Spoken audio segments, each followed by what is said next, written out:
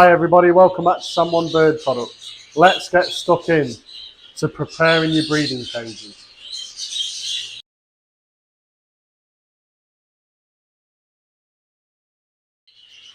Okay, so this episode's just a quick one, all about preparing your cages. Now, I mean this for the breeding season purpose, and something I always like to do before we get going is to clean all the cages, regardless of how good you clean them at the end of your season. Clean them again. There'll be lots of dust about with budgies, unfortunately, and also if you brought any disease or bacteria into your bird room from an outcross, going to a show, going to a bird sale, an auction, whatever it might be, make sure you clean them. You know, get them freshly cleaned so you're ready to go. You know you're starting fresh, and that's something we always do before the start of a new season.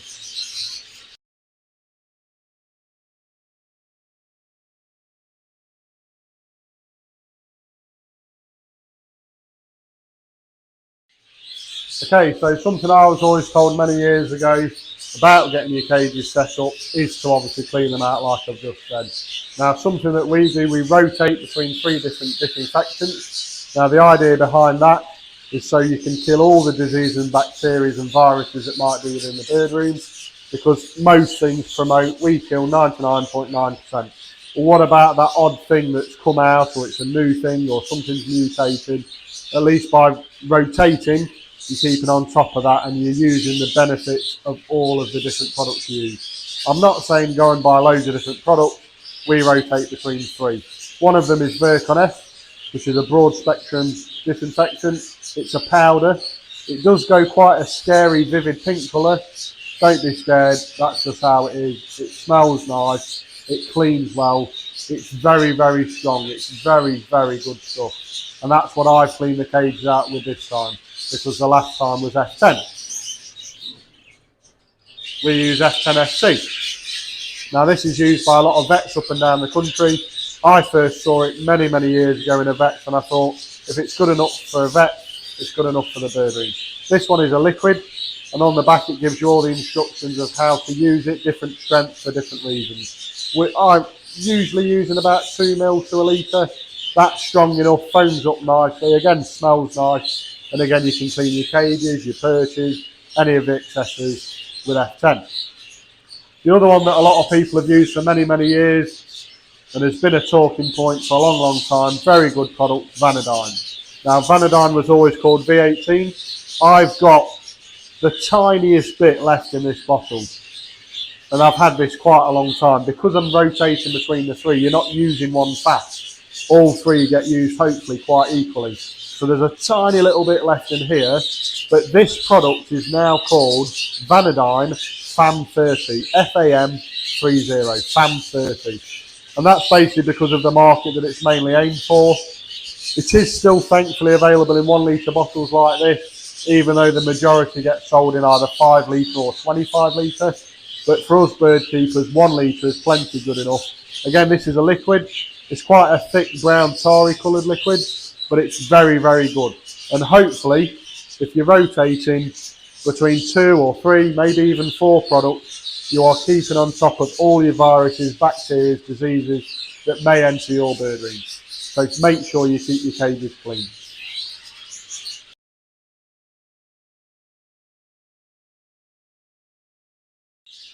Okay, so the final thing I want to talk about is the perches.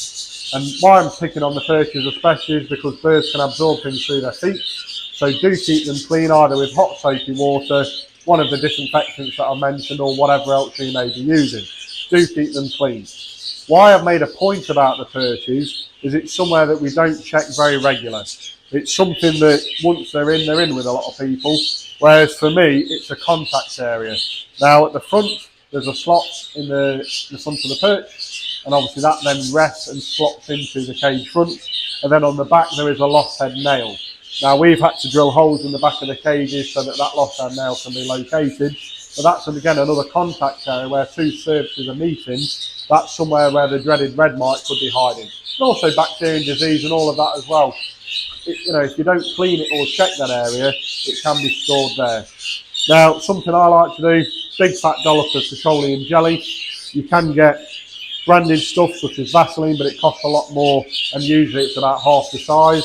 This one, the brand is actually Cotton Tree, and it's 226 grams. Now I'm guessing probably 100 gram pot of Vaseline, something like that, would probably cost you £4 or £5. These are £1 for most pound stores. Now this is really, really good. It's not a red mite killer, but because it's very sticky, and I don't really know a way of explaining it unless you've ever used it or touched the stuff.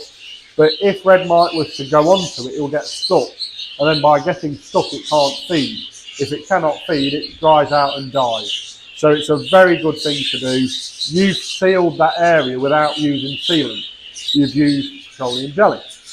So it's really, really good, really easy to use. Can look a little bit messy, like round the back of the perches. It's like sludged out a bit, but so what? If it does a job, great.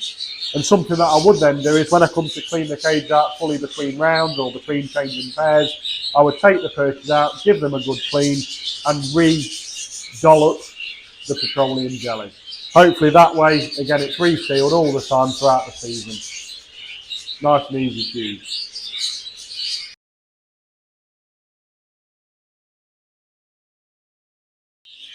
Okay, so that's it for this episode. The next step in doing the actual cages would be to then either put bedding or paper or sand on the cage floors. We actually put a piece of chip shop paper on the top of the tray.